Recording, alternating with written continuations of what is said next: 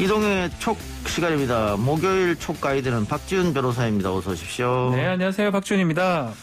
예, 오늘도 촉 가이드 잘 해주시길 바라고. 자, 오늘 이동의 촉 이야기하기 전에 본격적으로 지금 속보가 하나 와서 한강 실종 의대생 부검 결과가 발표됐는데요. 네. 사인이 익사로 나왔습니다. 그렇죠. 이제 사실 가장 객관적이고 중요한 증거 중에 하나가 이런 부검 결과입니다. 예. 특히 사인이 뭐냐에 따라서 생전에 육지에서 어떤 일이 있었는지 아니면 익사인지 이 부분이 가장 핵심적인 내용이었었는데요. 지금 부검 결과 익사로 나왔습니다. 특히 2-3시간 전에 음주를 했고 음주 후 2-3시간 이후에 익사를 했다라는 결과가 났고요. 이제 한번 좀 문제됐던 귀 뒤에 어떤 상처, 예. 손가락 2마디 정도의 상처, 그 부분은 사망하고 관계는 없는 것 같다라고 분석이 된 걸로 보입니다. 근데 지금, 지금까지 이 사건에 대해서 언론 보도도 마찬가지고, 네티즌들도 마찬가지고, 우리 방송인들도 마찬가지고, 우리는 반성할 점이 없느냐. 네. 이게 물론 안타까운 일이고 국민적 관심사이긴 합니다만 모든 언론이 자극적으로 제목 달면서 무슨 음모론 비슷하게 기사를 썼단 말이죠. 그렇죠. 그러다 보니까 또 모든 네티즌들이 스스로 탐정이 돼서 아직 결론이 나지 않은 사건인데 인신공격하고 신상 털고 몰려가고 이런 일이 있었잖아요. 네. 근데 우리 언론도 물론 반성해야 할 일입니다만은 최근에 또 나온 기사를 보면 그 술을 두 사람이 굉장히 많이 마셨더라고요. 네. 근데 처음에 보도되기로는 얼마 먹지 않았다 이랬거든요. 얼마 먹지 않았는데 어떻게 그런 일이 벌어지냐 이렇게 해서 음모론이 시작됐는데 지금 보니까 640ml짜리 큰 페트병 소주 2병에 청아 2병, 막걸리 3병 이러면 젊은 청년 둘이서 마셨다면 상당한 양이죠. 양으로 봤을 때는 2명이 마셨을 때는 충분히 많지 않고도 남을 양이 되지 않을까 그렇게 보입니다. 게다가 지금 목격자들의 증언에 의하면 이 A 씨가 늦은 시간 혼자 누워 있는 것도 그렇죠. 그게 좀 어떻게 보면 의심스러웠던 게 뭐냐면 왜 혼자 나갔을까 이런 부분이었거든요. 예. A 씨가 친구 예. A 씨가. 근데 또 다른 어떤 목격자 그러니까 오전 4시 20분경입니다. 예. 그때 인근에서 잠들어 있던 그 A 씨를 봤다라는 목격이기 때문에 예. 요거는 좀 중요한 증거가 될 수 있지 않을까 생각이 듭니다. 당시에 만취했었다 이렇게 볼 수 있는 거겠죠. 네. 그러니까 A 씨가 기억이 안 난다고 했었는데 그 기억이 안 난다는 것은 거짓말이 아니냐 이런 얘기도 있었습니다만 네. 지금 정황으로 봤을 때는 만취했기 때문에 필름이 끊어졌지 않을까 이런 정황도 있고 그렇죠. 일단 국가수 부검 결과가 익사였기 때문에 기디 상처 문제는 좀 이제 별 음모론을 풀 수 없을 빼야 것 될 것 같고 같고요. 네.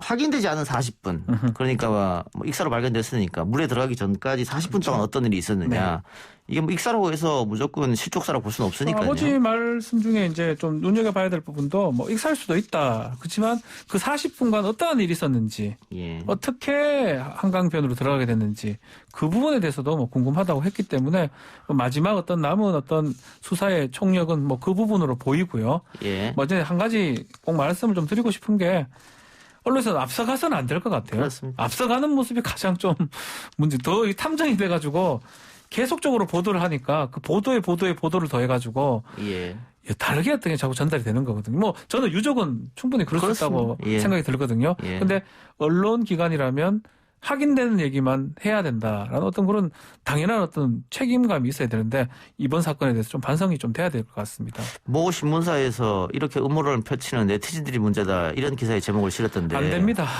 그 신문사도 굉장히 이 기사를 많이 냈었거든요. 그런 기사 자체도 문제가 되지 않을까 생각이 듭니다. 네. 그래요. 알겠습니다. 자, 그러면 박지훈 변호사 말대로 경찰이 마지막 퍼즐을 맞추기 위해서 수사를 하고 있으니까 수사 결과를 지켜보죠. 네. 자, 박준영 해수부 장관 후보자 얘기를 하지 않을 수 없을 것 같아요. 이것도 금방 지금 들었던 소식인데요. 결국은 사퇴를 했습니다. 이 사퇴는 이동영 작가가 어느 정도 한 명 정도는 예상했던 것 같은데 이런 사퇴를 혼자 하지는 않았겠죠. 그냥 정말 이제 못하겠다. 부인 문제 지금 많이 문제됐잖아요. 못하겠다. 이거보다는 어느 정도 교감은 있었다고 봐야 됩니까?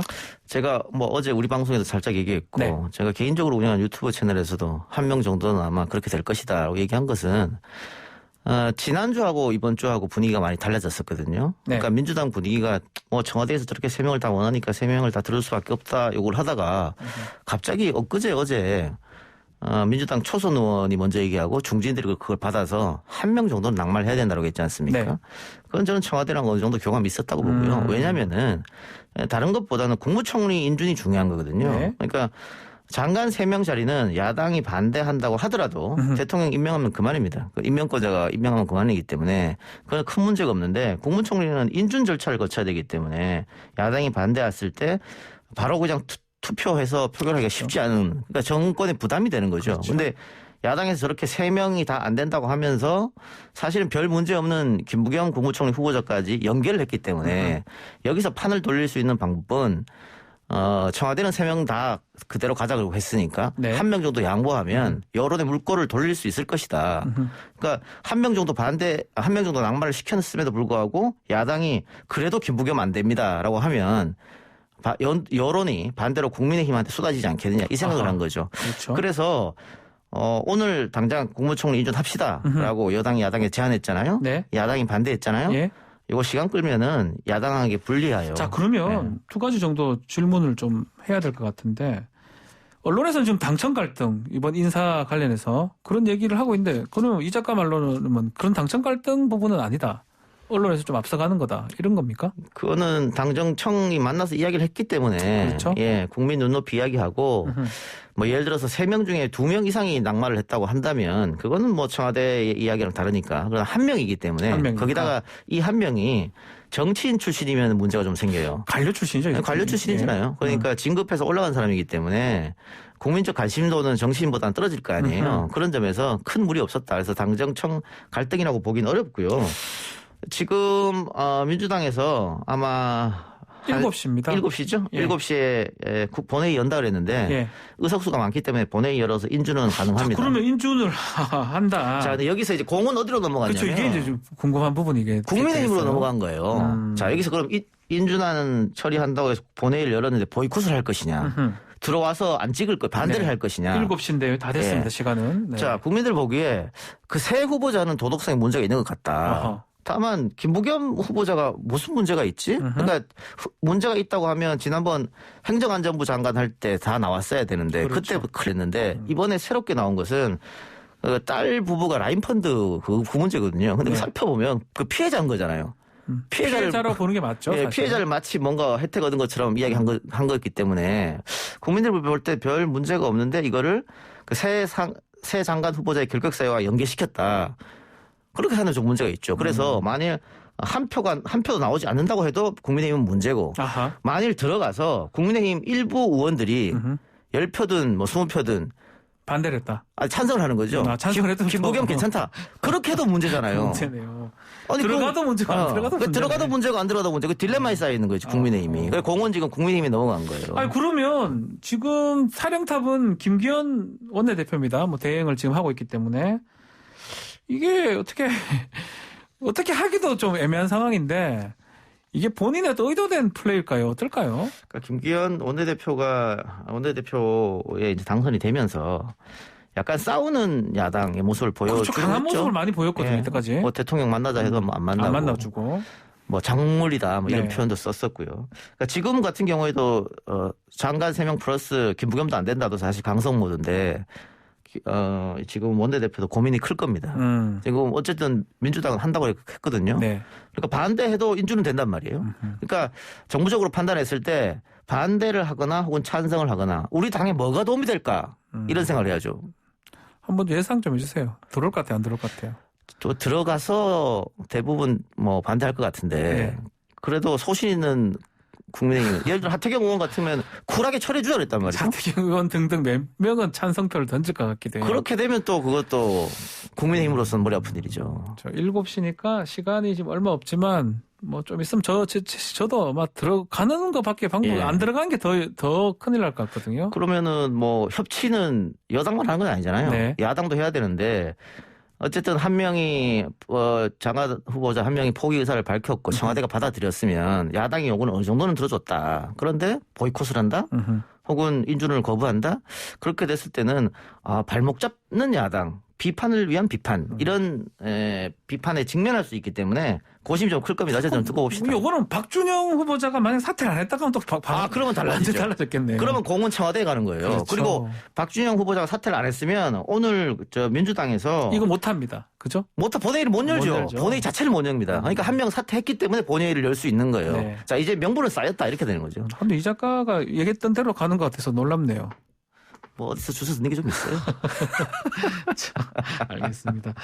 자, 다른 얘기 좀 해봐야 될 것 같은데 이 4주년 대통령 연설에서 사실상 검찰개혁 속도 조절론을 주문했다고 우리가 할 수가 있을 것 네. 같은데 뭐 이 작가도 그렇게 얘기를 했던 예. 것 같고요. 근데 민주당의 이제 이른바 강성 지지자들 약간 생각이 다른 것 같아요. 검찰개혁 다 해달라. 특히 중대범죄수사청 빨리 설치해달라고 하면서 지금 민주당사 앞에서 집회를 벌이고 있거든요. 그러니까 대통령의 그 지난 4주년 연설 워딩이 네. 그러니까 기자하고 문답하면서 나온 건데 조금 애매했죠. 그러니까 해석을 해야 되는 부분이 있었어요. 네. 그러니까 사실상 속도 조절이라고 말을 안 했지 않습니까? 그렇죠. 그 얘기는 하지는 않았습니다. 네, 그러다 보니까 네. 지지층들은 자기 편한 대로 해석을 하는 거죠. 그러니까 대통령이 원론적 얘기했다. 더 강한 주문을 했다. 이렇게 하면서 대통령은 잘하는데 민주당이 못한다. 뭐 이런 스탠스거든요. 민주당 지지자들은. 네. 그러다 보니까 180석이나 갖고 있으면서 뭐하냐. 검찰개혁을 완수해라. 검찰개혁이 완수되지 않으면 다음 대통령 선거는 없다. 뭐 지금까지 검찰 수사한 거 봐왔지 않느냐. 편향성이 있지 않느냐. 뭐 이런 거거든요. 네. 이런 건데 민주당 입장은 좀 답답할 거예요. 지지층은 이렇게 지금 나오고 있습니다만 현실적으로 국민들은 개혁의 피로감, 특히 검찰 개혁의 피로감이 상당히 쌓이는 상태. 거의 뭐 4년째 하고 있어요. 그럼요. 그리고 공수처 설치하면 다 될 것처럼 얘기했잖아요. 네. 공수처 설치했잖아요. 설치했죠. 그런데 뭐 또 중대범죄수사 설치. 그럼 어디까지 가야 되느냐. 네. 그리고 이런 게 있어요. 개혁은 아무도 모르게 굉장히 빠르게 실시해야 되는 거거든요. 그리고 흔히들 이제 YS표 개혁을 얘기하잖아요. 뭐 예컨대 뭐 금융실명제라든지 그렇습니다. 하나회에 관련됐던 부분. 근데 지금 민주당에서 하는 검경수사권 분리 공수처 설치가 네. 3년, 4년 걸렸지 않습니까? 그러다 보니까 처음에 정권 초기에 여론조사 했을 때 공수처 찬성합니까? 반대합니까? 압도적으로 찬성이 높았습니다. 그렇죠. 지금은 반대가 더 높아요. 이게 개혁의 피로감이거든요. 근데 대통령 선거를 1년도 채 남지 않은 이 시점에서 또 지금 개혁 드라이브를 건다? 검찰 개혁을 하겠다. 또 중대범죄수사처를 만들겠다. 이게 뭐 하루 이틀 내서 되는 것도 아니고 네. 경선 때까지 쭉 이어질 거란 말이죠. 그러면은 내년 대통령 선거가 어렵다. 이 피로감을 국민들이 느낀다면 뭐 민주당 지지자들만 투표하는 건 아니니까. 네. 그래서 민주당 지도부는 상당히 고심이죠. 네, 갈 방향은 지금 정해져 있어요. 사실은. 정해졌다고 봐도 무방한가요? 아니, 이것도 청와대와 민주당이 어느 정도 교감을 했다고 해야죠. 당청의 교감이 있는 거다. 그렇습니다. 예. 있는 건데 이제 이른바 강성 지지자들은 조금 이해가 아니면 그 개혁의 다른 측면을 그렇죠. 보고 집회를 하는 것이다. 개혁을 요구하는 거죠. 예. 그러면서 예를 들어서 속도 조절을 이야기하는 의원들한테 문자 폭탄 보내고 할 거 아니에요. 예. 그러니까 굉장히 지금 민주당으로서는 딜레마에 빠질 수밖에 없는 그런 상황입니다. 그러니까 선거에서는 이기려고 하면 일단 이 이슈는 조금 멀리 둬야 되는데 지지층의 마음을 달래려면 또 이 이슈를 땡겨야 되거든요. 사실 근데 좀 지금은 이거보다는 뭐 저는 뭐 명확하게 알 수는 없지만 코로나하고 부동산이 가장 중요한 그렇죠. 이슈가 그러니까 아닌가 싶거든요. 민주당은 민생으로 가자는 건데 그 민주당 지지층은 개혁도 민생이다. 뭐 이렇게 하고 있으니까. 거기다가 민주당 지도부나 민주당 의원들이 지지층의 이야기에 귀를 기울이지 않을 수가 없는 게 네. 뭐 물론 대통령 선거가 중요하죠. 그러나 국회의원 개인은 자기 선거가 더 중요하잖아요. 그렇죠. 자기 국회의원 선거. 그렇죠. 그러니까 이 민주당 지지층들이 자기 국회의원 선거 때 날 뽑아줄 사람들이란 말이에요. 그리고 이번 총선처럼 180석을 얻을 수 있는 방법은 이제 민주당은 없거든요. 뭐 모르죠. 뭐 현실적으로 불가능합니다. 불가능하다. 그렇게 되다 보니까 민주당 지지층들의 마음을 안 다치게 하려고. 그래서 앞에 나서는 의원들은 없어요.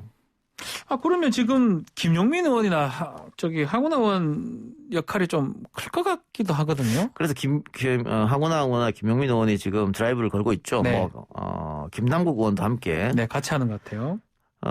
근데 뭐 세 사람도 민주당 의원들도 만나고 뭐 청와대 관계자들도 만나고 여러 가지 대화를 나눌 겁니다. 네. 예. 만약에 수사청 얘기가 계속 나온다면 내년 대선에 좋은 영향을 끼치진 않을 것이다 이렇게 보는 건가요? 그렇죠. 계속 예. 이 정도 하고 마무리가 오히려 아니. 민주당 입장에서는 유리할 수 있을 것이다. 왜냐하면 지금 야권 후보 중에 민주당의 위협적인 인물은 윤석열 전 총장밖에 없잖아요. 그렇죠? 나머지는 다 두 자릿수도 안 나오잖아요. 네. 여론조사하면. 네. 그러니까 윤석열 전 총장만 어떻게 하면 다음 대선에 쉽게 이길 것 같은데 이 수사청 문제는 결국은 검찰에 힘 빼는 거잖아요. 네. 그러면 대한민국 언론은 어떻게 쓸까요? 이 집권당이 중립적인 검찰을 탄압한다 이렇게 쓸 거 아닙니까? 그러면 그 탄압받았던 검찰에 탄압받았던 상징이 윤석열이잖아요. 그렇죠. 그러면 윤석열 지지율 올라가겠죠.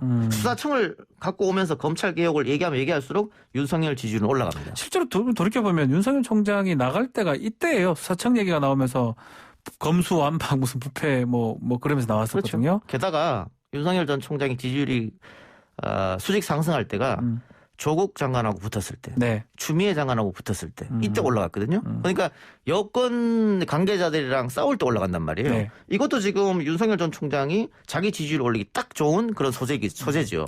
이게 정무적으로 전략적으로 봤을 그럼요. 때는 사실 뭐 그 옳고 그름 떠나서 여건에 불리할 수 있다. 요 이슈가. 이동영의 촉 시간은요. 네. 옳고 그름을 논하는 시간이 아닙니다.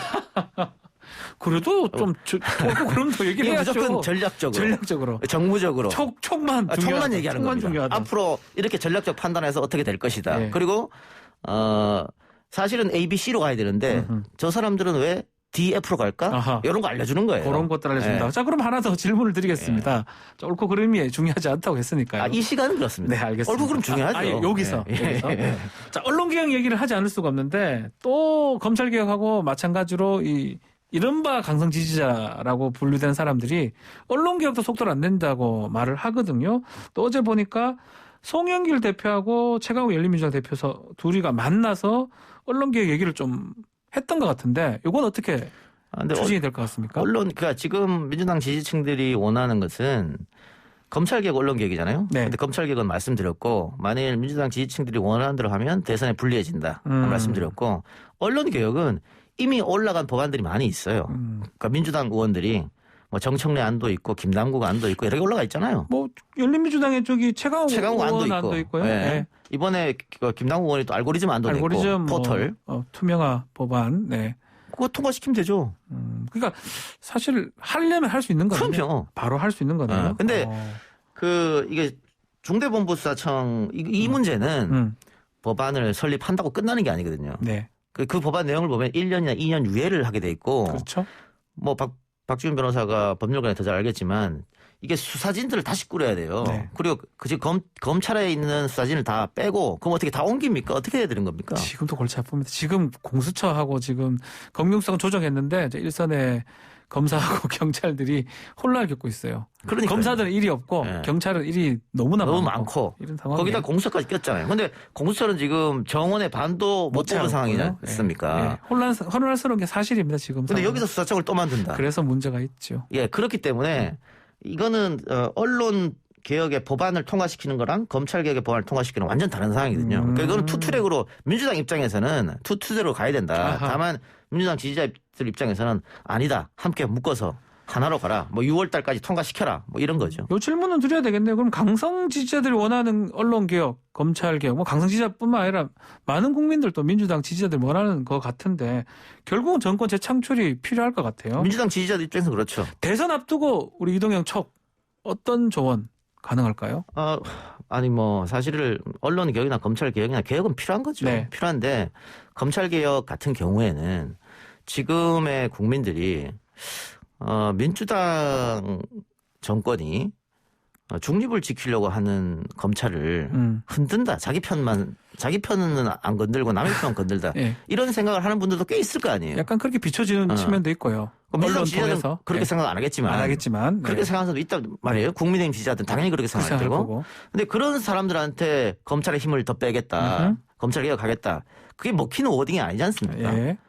그렇기 때문에 거기다가 또 유력 대권 후보가 윤석열이니까. 네, 검찰총장, 검찰 출신. 네. 그런 점을 봤을 때는 제가 말씀드렸다시피 청와대와 당이 어느 정도 교감이 됐다 이 부분에 대해서는. 네. 그렇다면 민주당 지지자들이 청와대와 당을 믿고 좀 기다려주는. 조금 기다려주는. 그게 만약 필요하죠. 한다면 그 완성은 아니면 그 더 진화는 다음 정권에 그럼요. 가능하다. 다음 정권에서 할 수 있는 거죠. 언론개혁도 마찬가지입니까? 언론개혁은 지금의 법안을 하면 돼요. 가능하다. 그러니까 지금의 우리 언론은 좀 문제가 있다고 많은 국민들이 판단을 해요. 네. 예. 여러 가지 것들 뭐 제가 일일이 다 말씀 안 드려도 다 아실 테고.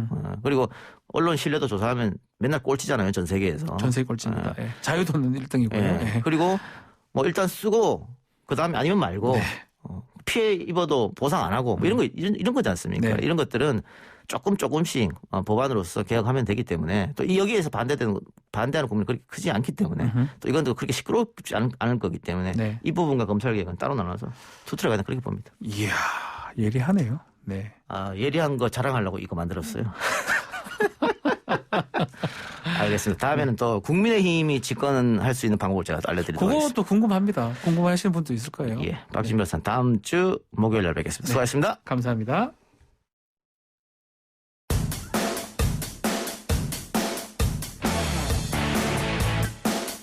퇴근길에 만나는 오늘 하루의 뉴스.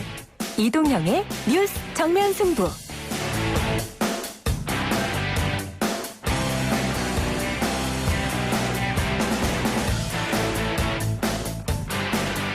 화이트 날짜 이동형 뉴스 정면 승부 2부 시작하겠습니다.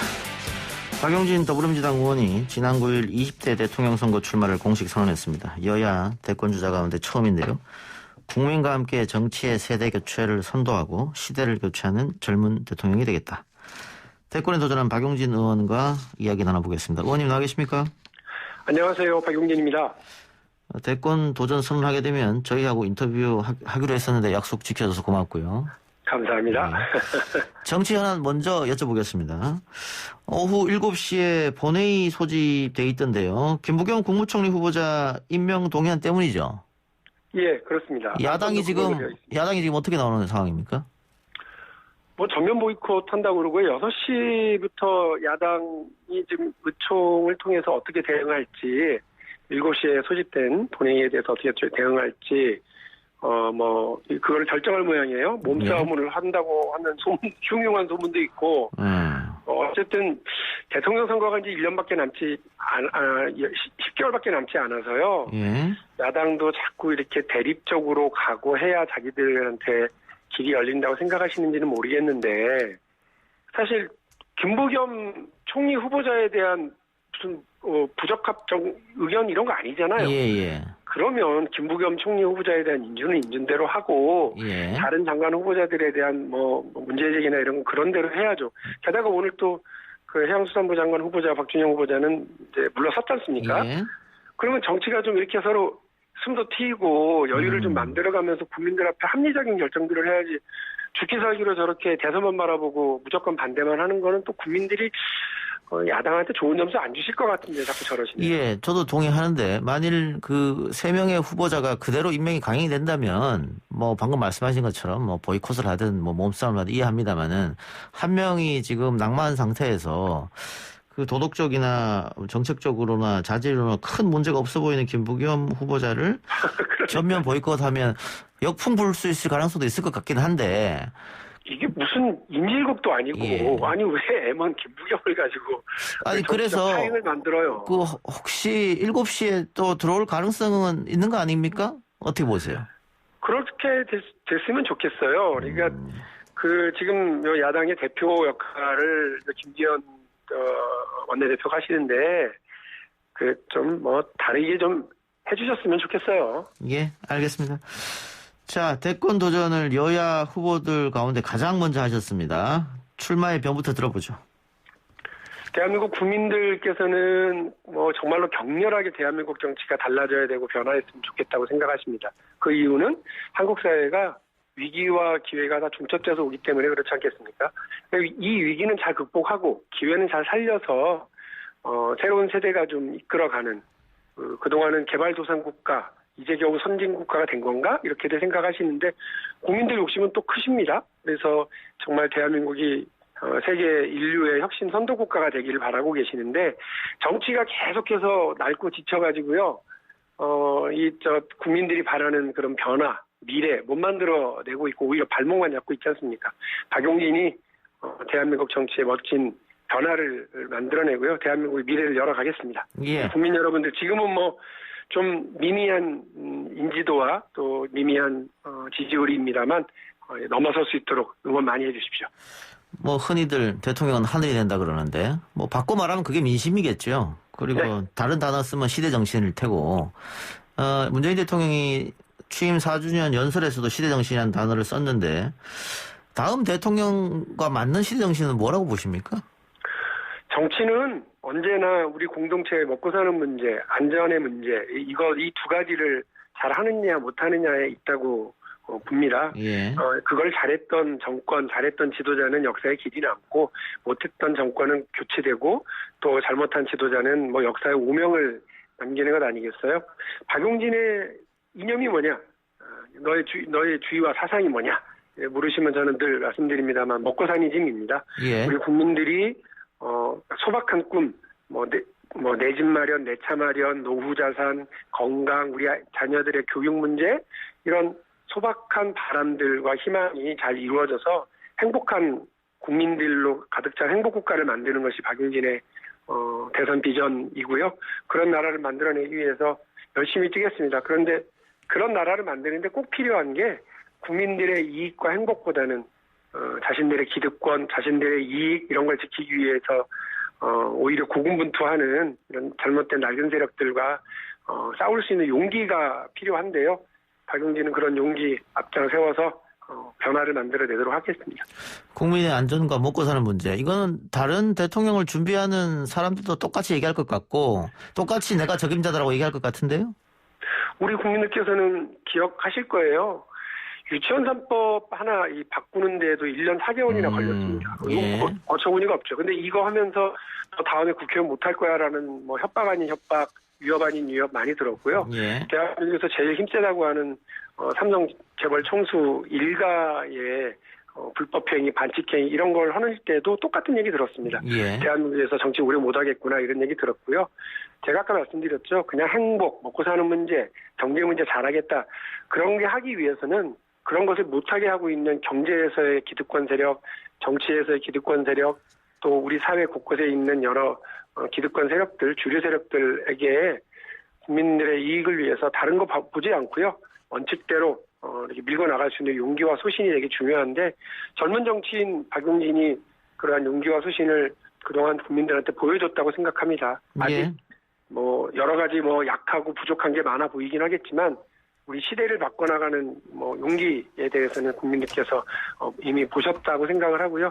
그런 면을 저도 국민들께 계속 강조하고 말씀드리도록 하겠습니다. 의원님 만 49세십니까? 아니요, 만 50 됐어요. 생일이 지나실 거죠? 생일이 지났어요.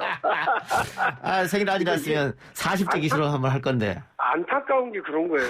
박용진 나이 이제 50이 됐잖아요. 예. 그런데 젊은 정치인이라는 소리를 듣는 건 예. 우리 정치의 비극이에요. 예. 우리 국민들이 언제까지 프랑스의 마크롱, 캐나다의 트류도, 저기는 30대가 세상에 총리를 한다 이렇게 얘기하는 거를 언제까지 부러워만 해야 되겠습니까? 예, 그러니까, 박용진이 예. 이렇게 좀 뻔한 인물들, 뻔한 구도, 낡은 정치 이런 거 바꿔내는 그야말로 선도주자가 될 거고요. 그 구시대의 착한 막내 이거 할 생각 없습니다. 새 시대에 다부진 마청 역할을 할 테니까 많이 좀 도와주십시오. 알겠습니다. 저도 안 그래 그 질문을 좀 하려고 했는데 뭐 외국에는 젊은 대통령, 젊은 총리 많이 배출되고 있습니다만 우리는 쿠데타로 집권한 대통령 빼고는 젊은 대통령이 없어가지고 그래요, 진짜. 왜 그런다고 생각하세요? 정치에서 제일 중요한 건 사실 정당이 사람을 키우고 교육하고 발굴하는 역할을 하는 거거든요. 예. 그러라고 국민 혈세로 뭐 1년에 막 몇백억씩 이렇게 나눠주잖아요. 그런데 그렇게 못하고 있는 거예요. 생각해 보십시오. 지난 총선이나 뭐 이전에도 그랬습니다만 뭔가 스토리가 있는 뭐 괜찮은 사람들 이런 사람들을 영입해서 앉히기 바빴지 그 안에서 당 안에서 사람을 키우고 교육을 시키고 배치해내는 그런 거는 못했거든요. 예. 그래서 저는 뭐 단순히 제가 뭐 새 시대의 다부진 맏형 역할을 하겠다, 구시대 막내 역할 안 하겠다, 착한 막내 역할 안 하겠다 그냥 드리는 말씀이 아니고 박용진이 민주당의 대통령 후보로 나서는 거 이거 자체도 엄청난 용기와 이 각오가 필요한 일이었고요. 그런데 박용진이 이번에 컷오프를 통과한다. 이거 기적의 시작이라고 보고요. 박용진이 민주당의 대통령 후보가 되는 것, 우리 정치의 대파란이고, 박용진이 대통령 되는 것도 우리 정치를 이전에 겪지 못했던 정치 혁명을 겪는 거라고 저는 봅니다. 이 과정 전체가 한국 정치를 바꿔가는 과정일 거예요. 그리고 민주당이 지금처럼 뻔한 인물과 뻔한 구도로 또 뻔한 패배를 할지도 모르는 이 상황, 이 공포스러운 상황을 희망으로 바꿔내는 데에도 박용진의 역할, 박용진의 몸부림이 있을 거라고 봅니다. 예, 열심히 뛰겠습니다. 젊은이라는 단어가 많이 등장했는데 최근 보궐선거 결과를 보면 젊은 층, 그러니까 미래 세대들이 민주당을 외면했다.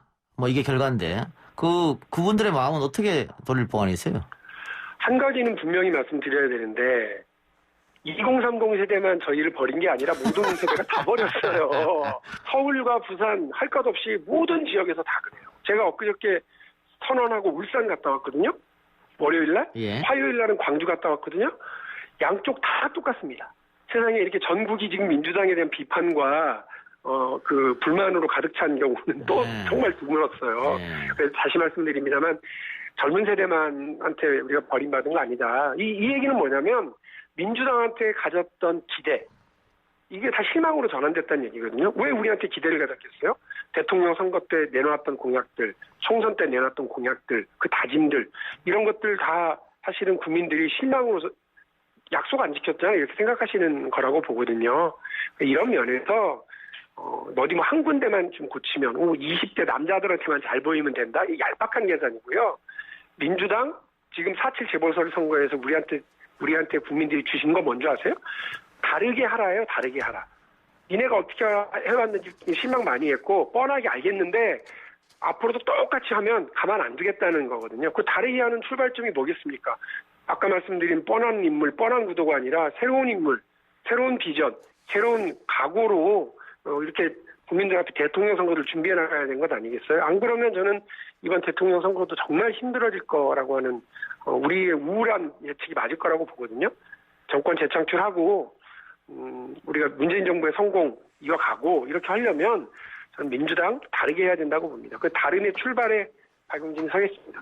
예, 민주당 재보선 참패 원인 방금 뭐 의원님도 얘기하셨으니까 요즘 논란이 되는 게 기동민 의원을 중심으로 해서 낸 보고서더라고요.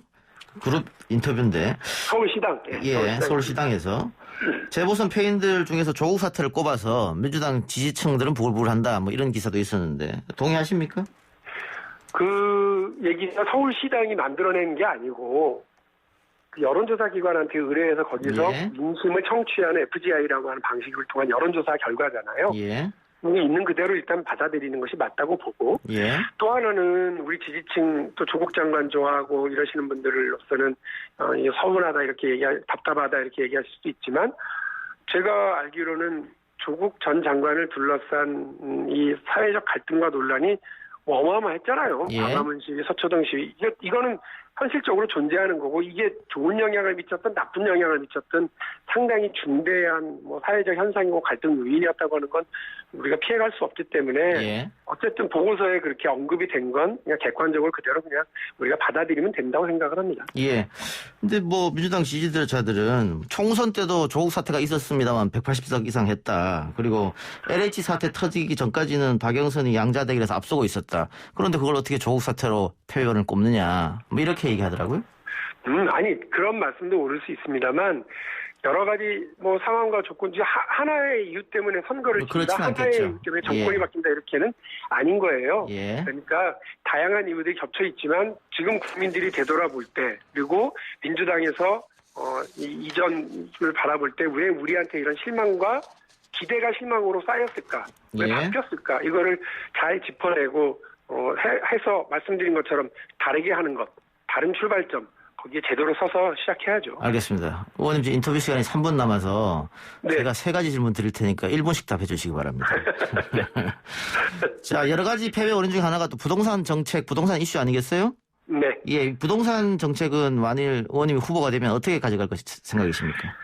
기본적으로 강남 3구 아파트 값 잡는 게 국가 총력전의 대상이고 목표가 되는 것 자체가 틀렸다고 저는 봅니다. 우리 헌법이 말하고 있는 것처럼 국민들의 주거권 안정이 우선이어야 되거든요.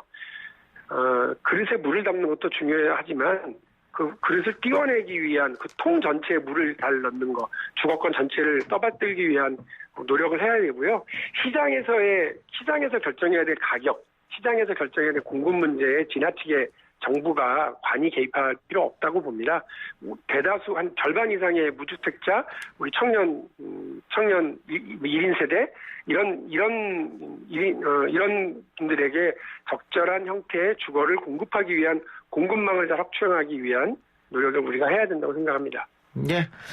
그리고 최근에 의원님이 내놓은 여러 가지 이슈 가운데 하나가 이 남녀평등 복무제 이야기인데 일단 모병제를 이야기하셨고요. 근데 모병제는 여론조사를 해보면은 과거에는 반대가 많았는데 요즘은 찬성이 조금 더 많아요. 앞으로 네. 이것은 뭐 사회적으로 이야기거리가 될 것 같고 남녀평등 복무제는 어떤 이유 때문에 말씀하신 거예요? 일단 분명히 말씀드려야 될 건 이게 20대 남성을 겨냥한 얄팍한 기획 이런 거 아니고요. 예.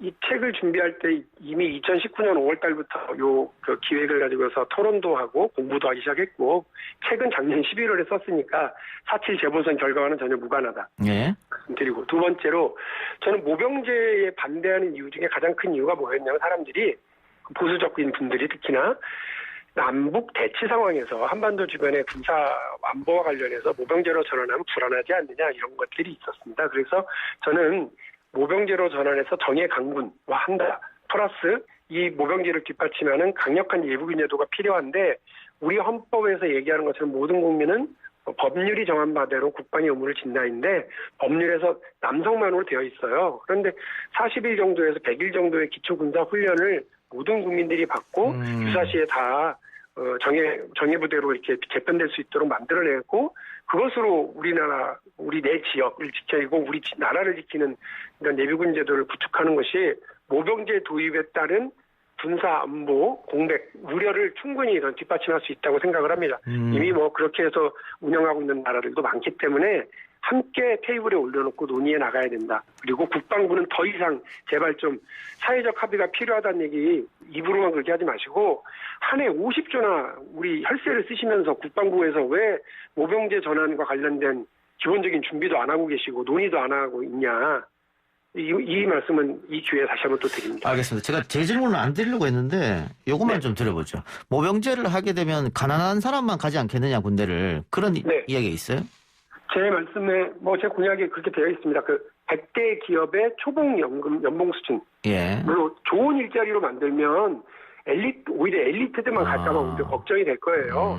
그러니까 그리고 만일에 전쟁이 난다. 그러면 가난한 사람들의 아이들만 죽는다? 아니 그런 거 없습니다. 왜? 아까 말씀드렸죠. 모든 국민들이 다 예비군으로 편제돼서 전투태세 다 들어갈 거기 때문에 모병제로 하면 가난한 사람만 간다. 모병제로 하면 전쟁 예방 효과가 오히려 없어진다라고 하는 부자의 아들, 국회의원의 아들들도 군대 가서 있기 때문에 그 불안해서 전쟁 못한다.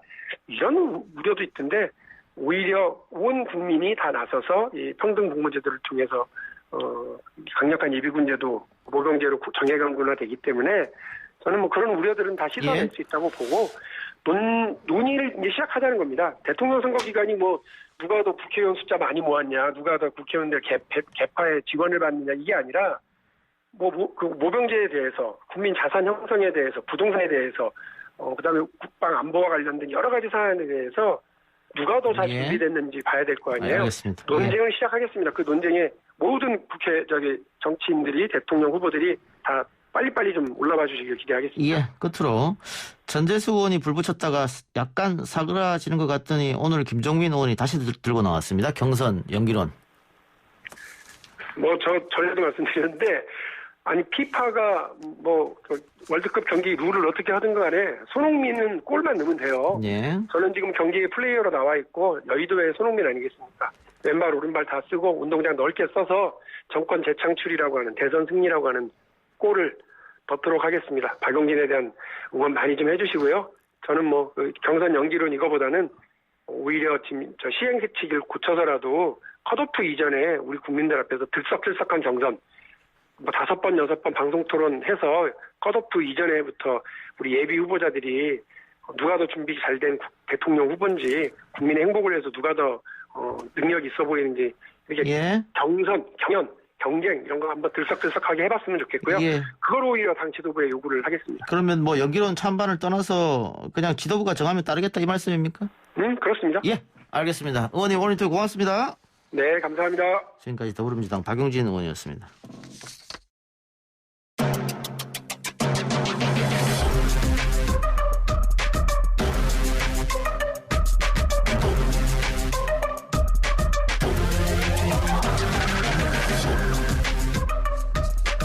YTN 라디오 이동현 뉴스 정면승부 3부 시작하겠습니다. 매주 목요일 세상 가장 핫한 정치쇼 쇼미더 정치 시작합니다. 더불어민주당 조상호 전 상근 부대변인, 국민의힘 이준석 전 최고 나왔습니다. 어서 오십시오. 예, 안녕하세요. 오늘 할 얘기가 많습니다만 짧게 요즘 이슈가 되는 거 하나 짚고 넘어가죠.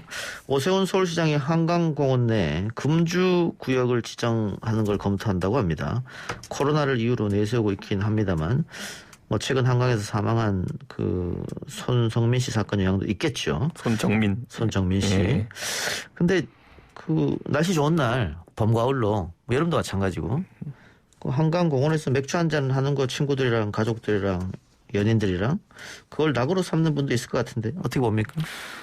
저도 한강 가면은 맥주 한 잔씩은 합니다. 예. 근데 가끔 이제 최근에 뭐 심야 시간에 다른 곳에서 술을 드시기 어렵기 때문에 그 굉장히 그런 과량으로 음주하시는 분들이 있어요. 예. 그러다 보니까 뭐 이번에 사고 같은 경우에도 그 손정민 씨 같은 경우에도 그 알코올 농도가 얼마인지는 가족에게만 알려줬다 예. 이렇게 하는데 뭐 목격한 사람들 이야기로는 좀 음주가 과도했다 이런 얘기가 나오기 때문에 저는 그것이 뭐 사망과 어떤 직접적인 연관이 있는지 잘 모르겠습니다만은 어쨌든 앞으로 이런 것들에 대해 가지고 좀 제약이 필요하다는 생각을 합니다. 왜냐면은 그 사실 그 한강시민공원이라고 하는 것은 아무리 뭐 심야라 하더라도 가족들이 보통 함께하는 공간이고 젊은 학생들도 많이 있습니다. 어린 학생들도 많이 있고 한데 과도한 음주는 좀 지양해야 되고 그러다 보니까 이게 막 가볍게 한잔 하시는 분들과 또 과도한 음주하시는 분들을 구분짓기 어려운 측면이 있기 때문에 예. 좀 서울시에서 과잉 조치에 해당하는 것을 결정할 수밖에 없지 않았나 그런 생각을 합니다. 그러면 이거는 뭐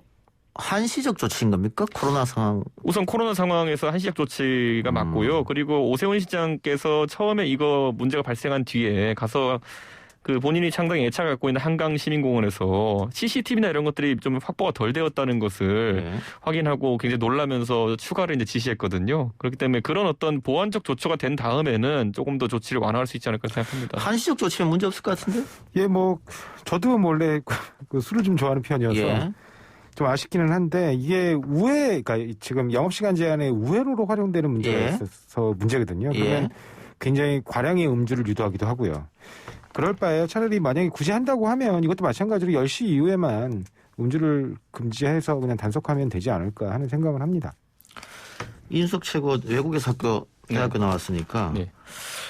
뭐 조상호 변호사나 저나 네. 비슷한 연배니까 대학교 다니면서 잔디밭에서 막걸리도 먹고 많이 했었는데 외국도 혹시 그런 문화 있나요? 외국은 그러면 큰일 나고요. 어허. 특히 제가 있었던 매사추세츠주는 술에 대해서 엄격한 주 중에 아. 하나라서 원래 미국은 그 브라운백이라고 하죠. 술이 밖에 보이게 들고 다녀도 안 됩니다. 예, 그렇기 때문에 그 갈색 종이봉투에 담아서 들고 다니고 이렇게 해야 되는 엄격한 그 규칙들이 있는데 물론 연령도 만 21세부터 이제 술을 살 수 있고요. 그렇기 때문에 저는 이 음주라는 게 뭐 사실 아까 말했던 것처럼 또 너무 규제하면 안 되지만은 코로나라는 특수한 상황과 더불어서 한강변은 이번에 확인된 것처럼 안전이 확보되지 않은 구역이 아직 있기 때문에 좀 예. 이런 임시적인 조처를 하는 것은 가능하다 이렇게 봅니다.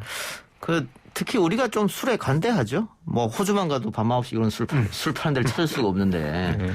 코로나 전에도 마찬가지죠. 뭐 미국 친구들이 가끔 한국 놀러 와가지고 그 소주라는 술을 접하게 되면은 이게 얼마냐 예. 해가지고 예전 기준으로 한 1,000원쯤 한다 이렇게 얘기하면은 깜짝 놀라요. 이렇게 술에 대한 접근성이 좋은 나라가 있나 이러면서. 예. 근데 약간 그 음주가 과한 분들도 있는 것 같습니다. 예.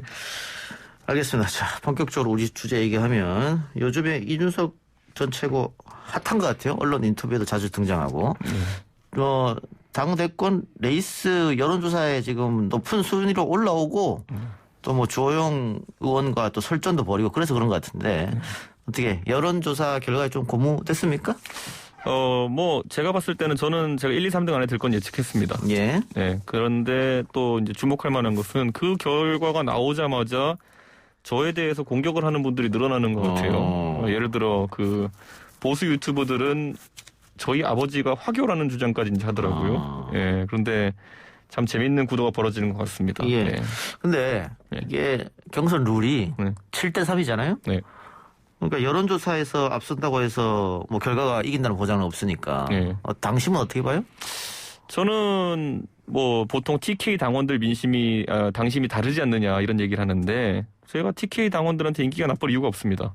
예, TK 당원들도 전부 다 방송에서 제가 하는 말들 다 알고 계시고 무엇보다도 저도 원래 아버지 어머니 대구 출신입니다. 그렇기 때문에 저는 지역적으로도 TK를 비하할 생각도 없고 예. 자꾸 지금 뭐 영남 비영남 구도로 나누려고 하는 것 같은데 예. 뭐 저는 그런 프레임에 휘말리지도 않을 테고 그래서 저는 뭐 예전에 황교안 대표와 오세훈 시장이 붙었을 때 그때 이제 당심과 민심이 괴리되었던 것을 이야기하면서 영남과 비영남 갈등이 있을 거다 이렇게 얘기하는 분들이 있는데 그때는 솔직히 말하면 탄핵 찬반에 대한 입장 때문에 좀 그런 당심과 민심이 많이 갈린 것이고요. 예. 그 영남 출신이라고 해가지고 제가 주장하는 개혁 노선을 마다하지 않을 거라고 봅니다. 이게 좀 뭐 너무 이런 감이 없지 않아 있습니다만 김웅구 의원과 단일화 얘기가 벌써 나오더라고요. 네. 어떻게 보세요? 아직까지 검토한 바 없습니다. 알겠습니다. 예. 자, 조상호 네. 변호사님. 지난번 재보궐선거에서도 네. 그 여당의 경선은 재미없이 끝났고 야당 단일화는 어쨌든 흥행을 했어요. 네. 이번에도 여당 당대표 경선은 별 흥행을 못했는데 네. 야당은 재밌게 될 것 같아요. 네, 좀 아쉬웠던 게, 좀 큰 선거에 아주 큰 표차로 패배를 해서 저는 초선 의원들 중에 정도의 한 명 누군가? 정도는 당대표 선거에 좀 나와주지 않을까. 그런 기대도 있었는데 그런 기대가 좀 실현되지 못해서 좀 아쉬움이 있고요. 예. 일단은 또 제 토론 카운터 파트너가 유력한 당대표 후보라는 점에 대해서 굉장히 하여튼 감사드립니다. 예.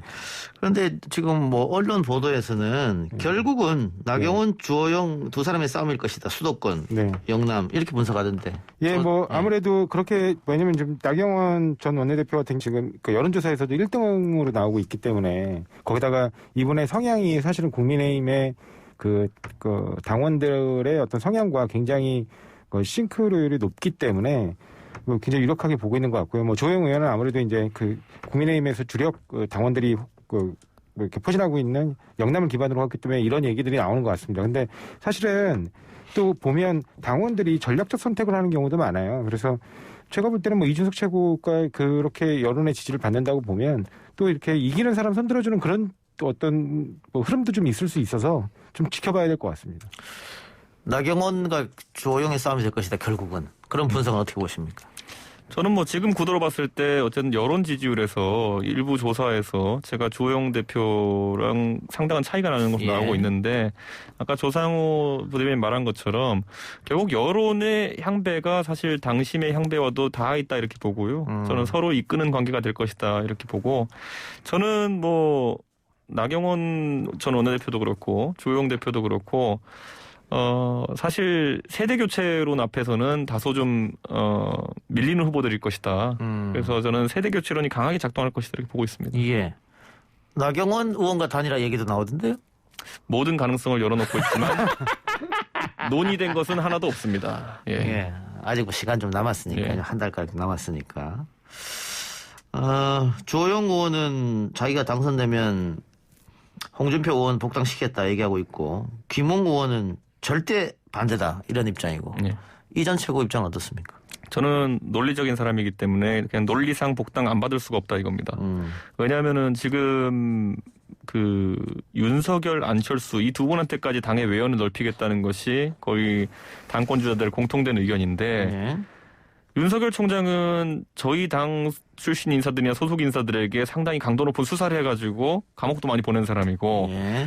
그 안철수 대표 같은 경우는 국민의당 시절에 보수 진영 자체를 그냥 공격했던 분이고 그렇기 때문에 이분들에게까지 만약 문을 연다 그러면은 저는 홍준표 대표야말로 뭐 그 홍준표 대표는 논란은 차치하고 그냥 선거 때 흔히 있는 공천 갈등 때문에 싸우다 나간 분이거든요. 그러면 저는 이분을 안 받을 도리가 없지 않느냐 뭐 그런 생각을 좀 합니다. 그렇죠. 우리 당 대통령 후보였는데 못 받겠다. 당 대표도 2번 했고 그냥 그 말 그대로 공천 갈등하다 싸워서 나간 거고 심지어 무소속으로 당선이 됐거든요. 논리적으로는 그렇고 네. 정치적 판단으로 홍준표 의원이 어쨌든 지금 국민의힘 주자들 윤 전 총장을 제외하고선 가장 여론조사에서 앞서니까 당내로 들어가서 당 헤게모니를 장악하면 윤 전 총장이 못 들어온 거 아니냐 이런 이야기도 있더라고요. 그래서 김웅 의원이 윤 전 총장이랑 친하니까 결사 반대한다. 그 모든 걸 해결하는 방법은 이준석이 당대표가 됩니다. 예. 뭐 그 어려운 것도 아니고 쉬운 건데 왜 그렇게 복잡하게 설명하는지 모르겠습니다. 예. 컷오프 어떻게 됩니까? 컷오프 룰이. 지금 뭐 4인 컷오프니 3인 컷오프니 얘기 나오고 있는데요. 예. 사실 컷오프 룰이 정해지고 그리고 이제 여론조사 결과들이 조금씩 나오면은 지금 거론되는 후보군 10분 중에서 뭐 한 절반 가까이는 좀 최고위원 리그로 가시거나 아니면 출마를 접지 않을까라는 생각을 하고 있습니다. 컷오프는 여론조사를 합니까? 아니면 어떤 판단으로 합니까? 그것도 지금 아직 안 미국입니다. 정했습니까? 예, 각자 유불리를 좀 따지는 것 같은데 그러지 말고 빨리 룰을 확정했으면 좋겠습니다. 예, 알겠습니다. 자, 하여튼 당대표 출마는 기정사실 된 겁니까 이제? 예, 기정사실화 됐고요. 예. 예, 사실 여론조사가 뜬 다음부터 제가 전화를 많이 받고 있거든요. 예. 이 뭐 속된 말로 광을 팔려고 나온 것이 아니냐부터 여러 가지 이야기를 듣는데 진지합니다. 예, 알겠습니다. 자, 토론 카운터 파트너는 뭐 본선에도 2번이나 나갔고 네. 당대표 선거도 나간다 그러고 저는 예비 후보자 본선도 못 갔죠? 네네. 예, 다음 총선에는 본선에 나가시기에 기원드리고 황교안 전 대표가 백신 외교한다면 미국을 갔는데 이게 좀 저는 제가 기사를 잘못 봤나 싶어서 다시 눈을 한번 씻고 봤는데 예. 정 안 되면은 이 국민의힘 지자체장 소속 그 도만 백신을 달라 이렇게 얘기했더라고요. 저는 황교안 대표가 어떤 이유로 가셨는지와 가서 어떤 이유로 그런 발언을 하셨는지 1도 이해하지 못하기 때문에 예. 평론할 수가 없습니다. 자, 그러면 조상호 대변인 평을 해주세요. 진짜 어처구니 없는 일이죠. 서울 딱 찍었잖아요. 서울, 부산, 제주라고 예. 이렇게 뭐 국민의힘의 단체장으로 있는 곳에 먼저 달라. 아니 그 지역의 정치인도 아니고 국민의힘이라는 굉장히 큰 그 전에는 이제 미래한국당이었나요? 하여튼. 그런 큰 정당의 당 대표를 하셨던 분이 어떻게 국민들 편가르기를 그렇게 지역적으로 그러면 자신들을 지지 않았기 때문에 그런 국민은 버리겠다는 거잖아요. 정말 보고도 믿을 수 없는 내용이더라고요. 예. 그리고 그 분이 하시는 말씀 자체도 말이 전혀 맞지 않는 게 백신을 공급하고 각 시도별로 뿌리고 그런 업무를 하는 건 질병청입니다. 그러니까 국가에서 하는 거예요, 업무가. 지방자치단체에서 알아서 백신을 확보해가지고 마음대로 접종을 할 수 있는 게 아니거든요. 그러니까 이 현재 어떤 그 보건체계, 방역체계가 어떻게 돌아가는지도 제대로 이해하지 못하신 상태에서 국민들 마음에 아주 그렇게 큰 상처를 주는 말씀을 그렇게 너무 쉽게 하셨다는 게 도대체 이해가 되지 않습니다. 예. 그래서 뭐 지금 국민의힘 의원들도 비난을 좀 하고 있던데 조금 실수한 것 같고요. 자, 지금 현재 시각이 6시 45분, 46분으로 가고 있는데 7시에 본회의가 예정되어 있습니다. 국민의힘 어떻게 한다는 겁니까? 뭐 사실 지금 고민의 지점이 좀 있는 것이 예. 지금 김기현 대표 출범 이후에 집중 포화 대상으로 삼은 거는 어떤 총리 후보자 김부겸 후보 아니겠습니까? 예. 그런데 이제 사실 이번에 같이 엮여있던 장관들 중에서 박준영 후보자가 자진 사퇴하면서 예. 뭔가 민주당 쪽에서는 그래도 액션을 보인 거기 때문에 그에 상응하는 액션을 이제 보여야 된다는 얘기도 당에서 나오고 있거든요. 예. 근데 워낙 김부겸 후보자에 대해서 강경 드라이브를 건 것이 취임한 지 얼마 안 되는 김기현 원내대표였기 때문에 김기현 원내대표의 결단 이전까지는 좀 다들 개인 의견 표출 자제하는 것 같습니다. 지금 우총 중입니까, 그럼 지금? 네, 그런 걸 알고 있습니다. 이게, 방금 이준석 전 최고 말처럼 민주당에서 어떤 액션을 보였고, 네. 그리고 공을 지금 국민의힘으로 넘긴 상황이거든요. 그래서 만일 뭐 전면 보이콧 하거나 이렇게 되면 역풍이 불 수 있는 상황도 되기 때문에 그래서 지금 국민의힘 지도가 고심하는 것 같은데 민주당으로서는, 지금 박 후보자의 결단, 대통령 결단, 이게 좀 뭐 다행스러운 일일 것 같아요. 예, 뭐 사실은 딱 그 일련의 흐름들이 있었어요. 뭐 오늘 오전에 그 박병석 국회의장께서 이제 그 여당의 어떤 민심을 좀 들어라 그런 얘기를 하시고 그다음에 윤호중 원내대표 그 말씀 무겁게 받아들이겠다고 하고 청와대하고 상의를 해보겠다고 했거든요. 그리고 그 직후에 이제 이 박준영 후보자의 자진 사퇴 발표가 나옵니다. 그러니까 결국에는 이제 그 박병석 국회의장이 가운데서 중심을 잡으면서 그 야당에서 요구하고 있는 사안에 대해서 일정 부분 좀 수용해달라는 요청을 그 청와대에서 받은 거예요. 어느 정도 성의 표시는 충분히 한 거거든요. 그 부분에 대해서 야당도 이번 주만 한번 좀 평가해주고 그다음에 또 김부겸 후보자에 대해서는 제가 알기로는 야당 내에서도 기왕 통과시켜줄 것 같으면 화끈하게 좀 해주자. 뭐 이런 얘기도 있는 걸로 알고 있거든요. 예. 그러니까 그런 부분들까지 가을로 고려해가지고 이번에는 좀 발목 잡기 모습으로 보이지 않게 깔끔하게 좀 해주셨으면 좋겠습니다. 근데 약간 저 입장에서 지적할 수밖에 없는 것은 이매숙 후보자와 이제 사실 박준영 후보자가 같이 문제가 돼서 둘 중에 어떻게든 낙마자가 나올 것으로 예측되었는데 처음부터 일관되게 민주당 의원들의 익명 인터뷰나 아니면 실명 인터뷰를 봤을 때 거의 박준영 후보자를 찍어내기로 마음먹었던 것이 아니냐 이런 지적이 있거든요. 왜냐하면 그것이 강훈식 의원도 언급하셨지만은 여성 장관을 찾기 어렵기 때문에 결격 사유가 있어도 이매숙 후보자는 지켜야 된다는 취지로 이제 들렸기 때문에 젠더 갈등은 비화될 수밖에 없는 것이거든요. 저는 내부적으로 그런 논의가 있었다 하더라도 밖에 나와서 그런 얘기하는 건 굉장히 부적절하다는 생각을 하고요. 박준영 후보자가 저희도 이제 청문회 과정에서 그런 인스타그램 사진이라는 게 나와가지고 배우자의 건으로 비판하는 것이지 실제로 박준영 후보자 같은 경우에 공무원으로 굉장히 성실하게 근무하고 그리고 평가도 좋은 분이었다 이런 얘기가 계속 전해지는데 뭐 그런 식으로 낙마 사유를 이제 정해버리면은 저는 좀 그거는 부적절한 처사였던 것 같습니다. 낙마 사유는 국민의힘의 그 지적을 받아들인 것이고요. 그다음에 이매숙 후보자 같은 경우는 이른바 그 문재인 정부에서 얘기하고 있는 5대에서 플러스 2 해가지고 7대 그 검증 기준에 걸리는 문제가 아닙니다. 그러니까 위장주심 하나 말씀하시는데 그거는 인사청문회 도입 전에 있었던 일이고 그런 부분에 대해서 이제 인사청문회 도입 이후로만 보자라는 또 양해가 있었잖아요. 그런 부분까지 좀 검토해 주셨으면 좋겠습니다. 저는 뭐 그런 부분은 이해하겠는데요. 어쨌든 이매숙 후보자에게 여성 장관이기 때문에 임명을 하겠다라고 그렇게 낙인을 찍어버리면요. 저는 그건 앞으로 이매숙 후보자가 제대로 일하기도 힘들 겁니다. 그거는 과기부에서. 여성 장관이라서 찍었다는 게 아니고 아무래도 고위공직자에서 여성의 비율이 굉장히 적은 부분은 있잖아요. 그런 어떤 우리가 OECD 국가 중에 그 국력 순위로 비교했을 때 나름 차지하고 있는 위치도 좀 고려해야 되는 거거든요. 그 말이랑 뭐가 다르죠? 예. 그래요.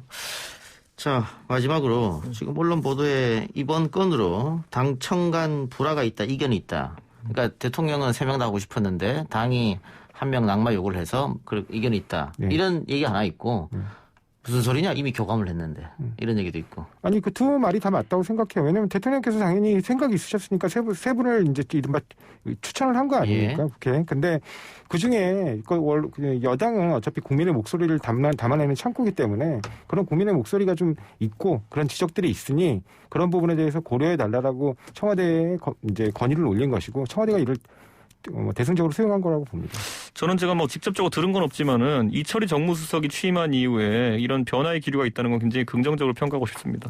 알겠습니다. 자, 오늘 두 분 토론은 이 정도 하죠. 지금까지 조상호 더불어민주당 상근 부대변인, 이준석 국민의힘 전 최고였습니다. 고맙습니다. 네, 감사합니다. 감사합니다.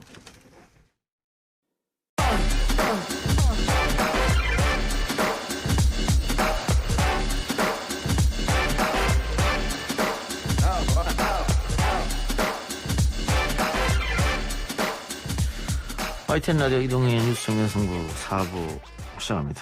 여론조사를 통해 민심을 읽어보는 시간입니다. 배철호 리얼미터 수석 전문위원, 최영일 시사평론가 나왔습니다. 어서 오십시오. 안녕하세요. 안녕하세요. 지난주 월요일에 문 대통령 취임 4주년 특별 연설이 있었는데 보통 이런 이벤트 하면 지지율이 좀 오르던데 어떻게 됐습니까? 네, 그렇습니다. 오늘 그 발표를 3가지 자료를 말씀드리겠습니다. 오늘 발표가 되었죠. MBS 지난 10일에서 11일 3일 동안 전국 1,003명 표본 오차는 95% 신뢰 수준에서 플러스 마이너스 3.1%포인트를 보인 조사였는데요. 이 조사에서는 긍정적 평가가 39%, 부정평가 56%. 지난주 대비 긍정평가 2%포인트 상승을 했고요. 또 쿠키뉴스 의뢰로 한길리서치가 실시한 조사가 있었습니다. 지난 8일부터 11일까지 전국 1,010명을 대상으로 했는데요.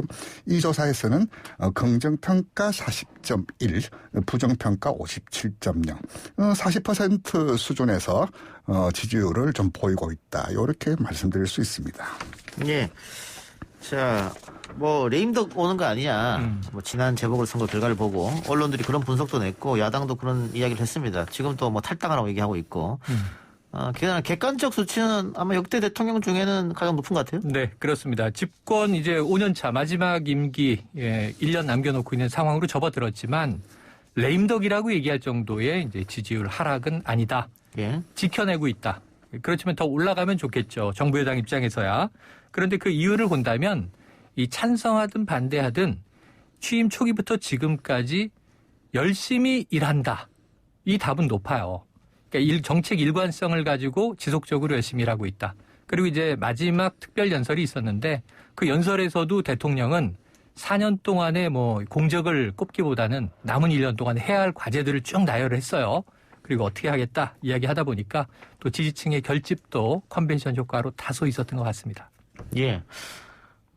근데 우리 콘크리트 지지율 이런 얘기 하는데, 뭐 박 전 대통령도 그런 지지층을 가지고 있었고, 그랬죠. 문 대통령도 그런 지지를 가지고 있다 봐야겠죠. 네, 그렇죠. 아직도 그 촛불의 힘, 촛불, 특히 이제 이게 국정평가와 다르게 정치적으로 지지를 하고 있냐라는 그렇게 묻는 설문도 이게 가끔 있는데요. 이게 국정평가와 다르게 정치적 지지 여부를 묻는 설문에는 국정평가보다는 많게는 한 10%포인트 정도 좀 상승하는 그런 결과들이 좀 있습니다. 예. 당 지지율 살펴볼까요? 예, 정당 지지율 말씀드리겠습니다. YTN 의뢰 리얼미터 지난 주간 조사, 국민의힘은 지난 주간 대비 2.0%포인트 하락한 35.3% 보였고요. 더불어민주당은 2.4%포인트 상승한 30.2%를 보였습니다. 저희 조사 기준으로는 LH 투기 의혹 사건 이후 양당 지지율 격차가 최소 차이 나왔고요.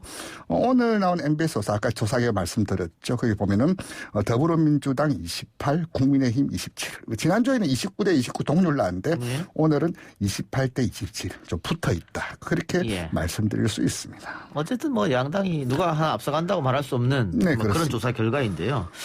자, 이제 앞으로가 중요한데, 자, 뭐 지금 7시 넘었으니까 국회 상황이 아직 어떤지 잘 모르겠습니다만은 본회의가 7시에 열린다고 했으니까, 네.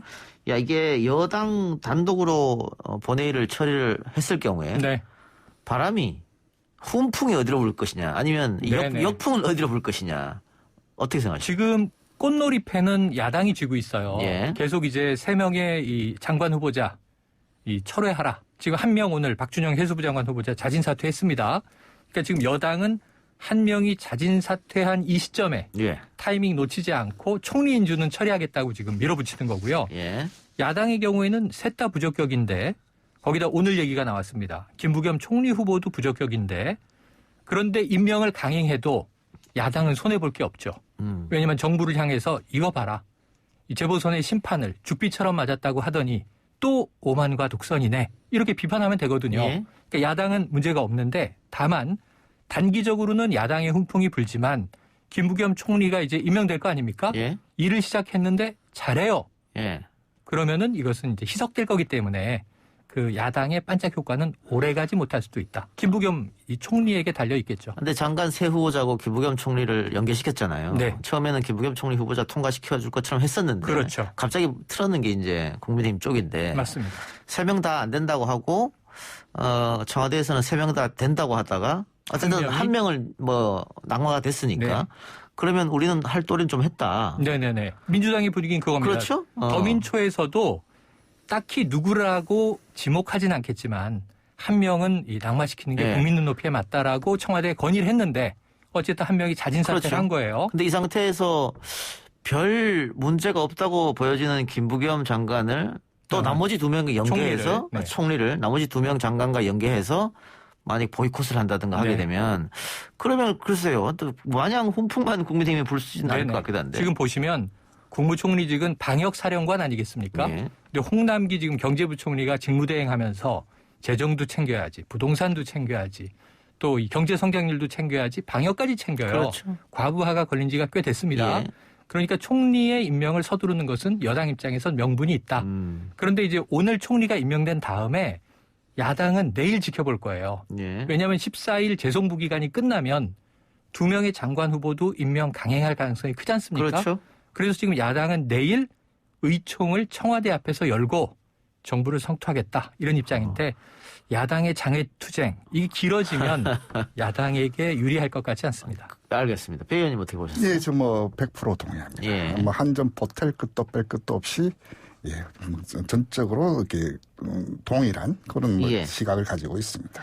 그런데 지금 재밌는 조사가 하나 있던데 재보선 참패 이후에 어느 정당이 더 비호감을 많이 네. 국민들부터 받고 있느냐. 사실 비호감 정당이라고 하면 국민의힘 쪽이었었거든요. 전통적으로 이제 네. 뭐 강세를 보였죠. 그 분야에서는. 이게 뒤바뀌었습니까 그러면? 예, 그래서 이게 이제 지난 조사 기간 말씀드리자면 오마이뉴스 의뢰로 지난주 5월 4일 양일간 실시했습니다. 전국 1,016명을 대상으로 했었는데요. 이 조사에서 이제 문항이 무엇인가 하니 귀하께서 절대로 지지하고 싶지 않은 정당은 다음 중 어느 정당입니까? 절대로 지지하고 싶지 않은 정당이에요. 예. 여기서 이제 더불어민주당이 39.7%, 40% 수준 나왔고요. 국민의힘 31.5, 국민의당 7.4, 열린민주당 7.3, 정의당 5.2% 이게 각각 보였습니다. 이 특성별을 보자면 20대 그 60대 이상에서는 민주당에서도 그 비호감 점수가 좀 보였고요. 3040에서는 국민의힘 비호감이 높고 이 세대 균열이 좀 정확하게 좀 이렇게 좀 보였고요. 예. 그리고 이제 중도층 무당층에서는 민주당 비호감도가 좀 높고 저기 이제 뭐냐 지난번 이제 부동산 국면 이제 불은 꺼졌지만은 완전히 마음을 돌리거나 다시 이제 송영길호가 출범하면서 이제 이래저래 이제 김진표 위원장 특위위원장 세우면서 이제 본격적으로 정책들을 내고 있는데 아직까지 뭐 느낄 만한 체감할 만한 수준 안 되었고 그런 잔상은 여전히까지 좀 남아 있다. 좀 이렇게 좀 풀이하면 될 것 같습니다. 알겠습니다. 자, 대통령 선거가 10개월 앞으로 다가왔으니까 차기 이야기를 해봅시다. 리얼미터가 오마이뉴스 의뢰로 조사한 게 있죠? 차기? 예, 오늘 나온 아주 따끈따끈한 조사였습니다. 어제 그제 양일간 전국 1,012명을 대상으로 조사를 했습니다. 표본오차는 95% 신뢰 수준에서 플러스 마이너스 3.1%포인트를 보인 조사였는데요. 오늘 조사의 그 특징은 무엇인가 하니 이재명 지사를 놓고 야권의 이제 주자들과의 가상 대결을 이렇게 붙여봤습니다. 내용을 말씀드리자면 이재명 지사와 윤석열 전 총장이 이제 붙었을 때는 이재명 지사 35.5, 윤석열 전 총장 45.7. 이렇게 나왔고요. 이재명 지사 홍준표 전 대표랑 붙었을 때는 이재명 지사 38.4%, 홍준표 전 대표 27.1%. 이재명 대 안철수 붙었을 때는 이재명 지사 37.8, 안철수 대표 28.8%. 이재명, 유승민 이 구도에서는 이재명 지사 37.9, 유승민 전 의원 19.2%. 전체적으로 보자면은 이재명 전 지사 같은 경우는 높은 경우는 한 38%에서 36% 이 구간을 꾸준히 보였고요. 야권에서는 윤석열 전 총장을 제외하고는 다 오차 범위 밖에서 이재명 지사에게 밀리는 것으로 나타났습니다. 예. 자, 리얼미터 조사에서는 어쨌든 윤석열 총장이 이재명 지사를 앞서는 상황이 많이 나오고, 역시 오늘 나온 MBC 조사를 보면은 이재명 지사가 윤석열 전 총장을 앞서는 상황이 나오고, 그러니까 이게 뭐 ALS냐 전화 면접이냐 네, 맞습니다. 이 차에서 갈리는 것 같은데, 네. 어쨌든 이 양 조사를 합쳐보면 오차범위 아니에요. 비슷합니다. 두 사람이. 양강구도다. 양강구도죠. 네네. 예, 양강구도인데 윤석열 총장이 계속해서 자맹이 길어진다. 네. 그래도 양강구도로 갈 것이냐. 그래서 뭐 보수 언론은 5월 달에 윤 전 총장이 등판한다. 이런 이야기를 네. 저번 달부터 쓰고 있고, 김종인 전 비대위원장도 윤석열 전 총장은 그렇죠. 5월 달에 나올 것이다. 이렇게 얘기했는데 어떻게 보세요? 뭐 5월 중순이 가고 있으니까 정말 빨리 나오면 5월 말, 혹시 좀 뜸을 들이면 6월에는 아니 나올 수 없습니다. 상반기엔 나와야죠. 7, 8월은 너무 늦어지는 거고요. 자, 그런데 이 오늘 양강구도를 분석해보면 저는 이렇게 좀 이름을 붙이고 싶어요. 이재명은 현실이고 윤석열은 환상이다. 예. 지금 시점은 그래요. 왜 윤석열 전 총장의 지지율은 아무것도 안 하고 심지어 아무 말도 안 하고 얼굴을 내보이지 않아도 계속 오르거나 유지되고 있을까 생각해보면 공부하고 계신데요. 그러니까 그 얘기도 들리지만 예. 야권의 지금 불확실성이 너무 높잖아요. 차기 대선에 관한 한 무주공산이잖아요. 그러니까 윤석열이라는 지금 위성이 국민들에게는 환상의 대상인 거예요. 그래, 야권에도 저 사람이 있지. 그래, 때로는 이재명 지사보다 더 나오지. 우리가 원하는 것을 이뤄줄 수 있겠지. 예를 들면 정권 심판을 비롯해서 뭐 공정을 이제 비롯해서. 자, 그런데 지금 이재명 지사는 이번 주부터 굉장히 행보가 빠릅니다. 예. 지금 이 민주평화 광장을 시작했죠. 예. 15,000명 발기인입니다. 그다음에 지금 성공포럼 현직 의원 이 대상으로 또 움직이고 있죠. 예. 이게 성장과 공정 포럼입니다. 그러면서 지금 이제 빅3 간의 경선 연기론을 놓고 아직은 점잖게 한마디씩 내고 있죠. 그러니까 이재명 지사의 대선 행보는 이제 드라이브가 슬슬 걸리는 스타트 라인으로 가고 있어요. 윤석열 총장은 지금 열공만 하고 계시다. 그런데 지지율은 고공행진이다. 그래서 이것은 아직은 판타지다.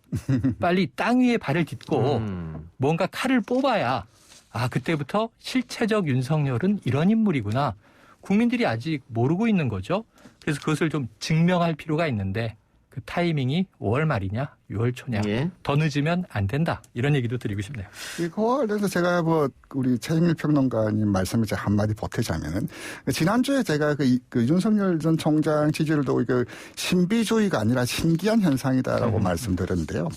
여의도 이야기를 들어보면 민주당은 민주당대로 국민의힘은 국민의힘대로 공통적으로 하는 말이 있습니다. 윤 전 총장이 링에 올라오면 꺼진다. 문제는 링에 안 올라왔으니까 꺼질 일이 없다는 거죠. 링에 올라와야 꺼지는데 글쎄요. 이제 아까 김종인 위원장도 5월에는 등판해야 된다. 등판해야지 예. 내성이 생기든 단련이 되든 어떻게 나가는 듣든 할 텐데 자꾸 이렇게 늦추어지는 것은 윤 전 총장 개인의 문제가 아니라 지금 이제 우리 국민들의 선택 미래와도 직결된 문제에서 그 국민들에 대한 기본적 예의가 아니다. 저는 그렇게 좀 한마디 좀 보태고 싶습니다. 알겠습니다. 방금 최영일 평론가 말한 것처럼 이재명 지사가 민주평화광장 창립했고 공정포럼? 성공과 공정을 합쳐서 성공포럼. 이것도 만들었고 6월 중순쯤 되면 출마 선언을 해야 될 거고. 그렇죠. 왜냐하면 6월 말에 경선 예비 후보 등록을 해야 되거든요. 그렇습니다. 그럼 예비 후보 등록을 하기 전에 출마 선언을 해야 되니까. 그러면 5월, 6월은 이재명의 달이다. 그렇죠. 이렇게 봤을 때 매스컴은 이재명을 주목할 수밖에 없고 그 사이에 윤석열 총장이 계속 자명을 한다면 이재명 지사는 더 뜨지 않느냐. 그래서 최소 6월 달에 나와야 된다 이 말씀이죠? 그렇습니다. 왜냐하면은 라이벌 관계인데 지금 숫자만 볼 수는 없지 않습니까? 국민들은 지금 이 양쪽, 양측, 양진영 대권 주자의 실체를 보고 싶어 한다. 윤 전 총장이 공부를 한 달 더 하면은 대권이 더 가까워지겠어요? 대권은 지금 공부로 이게 뭐 수능도 아니고 점수로 평가하는 게 아닌 만큼 기본기를 어느 정도 꿰따면 국민 앞의 모습을 나타내야 할 시점은 카운트다운이 임박했다. 이렇게 봅니다. 예. 대선 관련해서 민주당에서 경선 연기론이 불이 꺼졌대 싶었는데 김종민 의원이 다시 불을 지폈더라고요. 맞아요. 또 지폈는데 관련해서 여론조사 기관 STI가 지난 10일과 11일 양일간 전국 18세 이상 남녀 1,000명에게 대선 경선 연기에 대한 질문을 했습니다. 그 결과 경선을 연기하면 안 된다가 39%로 가장 높았고요. 연기해야 된다가 16.9%. 더블스코어 차이 났습니다. 네. 상관없다는 의견이 35.2%였고 민주당 지지층으로 한정하면 연기하면 안 된다가 41.5, 연기해야 한다가 23.7. 역시 더블스코어 정도 차이가 났다. 이렇게 보면 민심이든 당심이든 연기하면 안 된다가 대세다 이렇게 봐야겠네요. 그러니까 이재명 지사가 한 말이 가장 좀 이 모범 답안에 가까워요. 뭐냐면 약속을 했고 그 약속을 지키는 것이 가장 원만하고 이 잡음 없이 무난하게 갈 수 있는 방법이다. 자, 그런데 문제는 이제 다른 대권 주자의 사정도 있는 거예요. 이낙연 전 대표, 정세균 전 총리. 지금 요즘에 좀 마음이 급하신 것 같습니다. 어떻게 얘기를 하냐면 자, 과거에 이렇게 연기를 했던 사례가 없는 것도 아니다. 연기했던 사례도 있다. 그런데 거기서부터 이제 결정은 지도부의 몫이다. 네. 송영길 대표에게 떠넘겼단 말이에요. 송영길 대표가 머리가 복잡할 상황인데 지금 원내에서 문제를 풀어야 되는 걸 보면 지금 현재 오늘 저녁에 본회의도 그렇고요. 당분간 연기론이 힘이 실릴 가능성은 없어요. 지금 연기론은 당내에서도 일부의 주장인데 문제는 그럼에도 불구하고 또 정무적 판단을 송영길 대표가 혹시 어느 시점에 할 것인가? 시간이 흐를수록 연기는 어려워진다고 보고요. 예. 자, 두 번째. 연기를 강력하게 해야 되는 이유가 있어야 되지 않겠습니까? 예. 그냥 후보들에게 시간을 벌어준다. 이거는 명분이 안 되죠. 예. 정해진 시간을 미리 확인하고 썼어야 되는 것이고 시험을 미뤄주십시오라는 얘기랑 똑같아지거든요. 예. 그러니까 이건 이제 점점 명분이 없어지는데 굳이 야권과의 관계에서 미뤄야 하는 변수가 발생하지 않는 한은 지금은 유지될 가능성이 훨씬 높아 보입니다. 배 의원 어떻게 보세요? 지난번에 제가 뭐 문자 폭탄과 이게 경선 연기 두 가지를 봤을 때 문자 폭탄보다도 경선 연기가 훨씬 더 휘발성 높은 이슈다라고 말씀드렸는데요. 문자 폭탄이 이렇게 국지전이라면 경선 연기는 그 전면전이죠. 예. 그리고 이제 문자 폭탄이 이제 말싸움이라면 몸싸움이고 문자 폭탄이 이제 뭐 가볍게 이게 경악이라면 이제 경선 연기 같은 경우 중화기가 등장하는 저 상황 자체가 전혀 다른데 문제는 이게 상황 논리에 자꾸 당근라든지 원칙이 훼손되는 것은 그건 옳지 못하다라고 보고요. 그리고 아까 뭐 최영일 평론가 말씀하셨듯이 그것이 이제 당 지도부에 떠넘기도 결정을 뭐 해달라 이건 왜 그런 말이 왜 나오는지 자체를 저는 또 이해할 수가 없고 어제 또 이재명 지사는 분명히 경선을 연기할 명분이 뭐냐. 예. 국민들한테 어떻게 이야기를 할 겁니까? 이 시간도 이미 이게 뭐 몇 달 전에 만들어진 시간이 아니라 이미 오래전부터 알려진 시간이었는데 시험 앞두고 시험 연기해달라. 이런 말과 뭐 다를 바가 뭐가 있는지 국민들을 어떻게 설득시킬 것인지 아까 진행 작가님 말씀하셨던 여론조사에 국민들의 생각이 그대로 좀 담겨 있지 않나 좀 그렇게 봅니다. 알겠습니다. 자, 국민의힘 쪽도 살펴볼까요? 국민의힘 당권 레이스에 대한 여론조사 결과가 있죠? 네, 그렇습니다. 한길 리서치가 국회뉴스 의뢰로 지난 8일에서 12일 전국 1,010명을 대상으로 했습니다. 이 조사에서 보면은 나경원 전 의원 15.9%, 이준석 전 최고 13.1%, 주호영 7.5%, 김웅 6.1%, 홍문표 5.5%, 조경태 권영세 2.5%, 윤영석 조혜진 2.1% 각각 보였습니다. 예. 자, 영남당 논란 속에서도 주호영 전 원내대표가 강세를 보이고 있고, 이준석 전 최고의 2위 또 김웅 의원의 4위 이건 어떻게 봐야 될까요? 젊은 층이 상당히 네, 뛰어나는데. 그러니까 지금 일단은 저는 이게 보수 정당에는 상당히 좀 의미 있는 이 과정인 것 같아요. 예. 모처럼 신세대는 그냥 이 중진 9세대들이 찍어 누르면 시키는 대로 하던 꼭두각시 의원 정치인의 상황에서 이젠 우리 목소리를 내겠다. 꼰대 세대를 좀 들이받는 이제 강력한 경향이 나타나면서 국민들의 주의도 끌고 당내에서도 이게 좀 새로운 역동성이 생기는 것 같아요. 신구 격돌인데 자 지금 제가 관심 있게 보는 것은 신세대 주자들이 함께 힘을 뭉쳐서 한 명의 후보를 밀어 올림으로써 그게 나경원 전 의원이 되든 주호영 전 원내대표가 되든 한번 좀 비등한 경합을 벌여볼 수 있을까. 여기에 따라서 신진 세력의 목소리는 커질 것으로 봅니다. 당권을 장악하지 못한다 하더라도요. 예. 초선 김웅 의원 또 김은혜 의원도 주사표를 그랬죠. 던졌고 이준석 최고 뭐 단일화 얘기하고 있습니다만 배 의원이 보시기에는 컷오프 통과 가능성은 있어 보입니까? 네, 컷오프는 이준석 전체 같은 거 보이고요. 이와 관련해서 제가 오늘 뭐 기사를 여기 한번 곰곰이 좀 다시 읽어봤는데 유인태 전 사무총장, 유인태 전이 오늘 뭐 방송에 나와서 이런 말씀하셨어요. 그 초선이나 원 외에서 저렇게 높은 지지율이 나오는 건 그 당 체질이 아니었다. 예. 그 당 쉽게 말해서 그 당답지 않다. 그만큼 이제 변화의 요구가 많고 기세가 만만치 않아 보인다. 이제 민주당에서는 이준석보다는 나경원이 당의 얼굴이 되는 게 반가울 텐데 그쪽이 되면 민주당도 상당히 위협을 느껴야 할 것이다라는 요 말씀을 하셨는데 그게 이제 지금 유인태 의원의 말씀이나 일반 국민의힘 경선을 바라보는 시각 거의 뭐 일치하지 않나 저는 그렇게 예. 봅니다. 민주당 지지자들이 봤을 땐 황교안 나경원 체제의 강경 일변도 그렇죠. 그게 180석을 만들었다. 원인 중에 하나다. 이렇게 보고 있거든요. 맞습니다. 그러니까 지금도 나경원이나 주호영이 되는 게 낫다.